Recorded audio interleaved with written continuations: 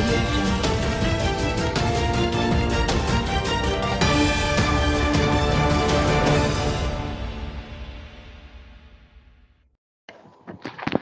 வணக்கம். செய்திகள் வாசிப்பது பத்மா சகாதேவன்.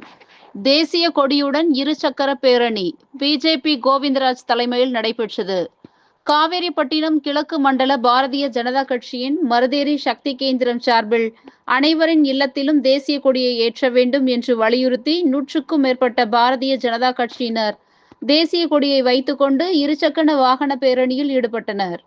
நாட்டின் 79வது சுதந்திர தினம் முன்னிட்டு கிருஷ்ணகிரி கிழக்கு மாவட்டம் காவேரிப்பட்டினம் கிழக்கு மண்டல மருதேரி சக்தி கேந்திரம் சார்பில் இருசக்கர வாகன பேரணி முன்னாள் மாவட்ட பொதுச் செயலாளர் கே கோவிந்தராஜ் தலைமையில் நடைபெற்றது.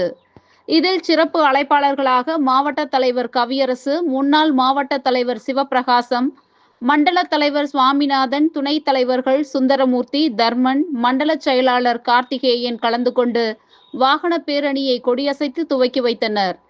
மக்களுக்கு எடுத்துரைக்கும் வகையில் கிழக்கு மண்டலத்தில் உள்ள அனைவரின் இல்லத்திலும் தேசிய கொடியை ஏற்ற வேண்டும் என்பதற்காக பிஜேபியினர் இருசக்கர வாகனம் மூலம் தேசிய கொடியை ஏந்தி பிரச்சாரம் செய்தனர். இந்த நிகழ்வில் சபரிராஜன், கோபாலகிருஷ்ணன், கிருஷ்ணமூர்த்தி, கோவிந்தராஜ், சித்ரா, அருணா, வினோதினி, கலை, ஜெயந்தி, ஜான்சிராணி, சாலம்மாள், செல்வி, கலையரசி, புவனா, முத்துலட்சுமி, சீதா ஆகியோர் பேரணியில் கலந்து கொண்டு இருசக்கர வாகனத்தில் மூவர்ண தேசிய கொடியை ஏந்தி 100க்கும் மேற்பட்ட கட்சிகள் மற்றும் பொதுமக்கள் கலந்து கொண்டு கிழக்கு மண்டலத்தில் செல்லம்பட்டி சந்திப்பு சாலையிலிருந்து பேரள்ளி வரை 5 கிலோமீட்டர் தூரம் இருசக்கர வாகனங்களில் தேசிய கொடியை ஏந்தியவாறு முக்கிய சாலைகளின் வழியாக விழிப்புணர்வு பிரச்சாரம் செய்தனர்.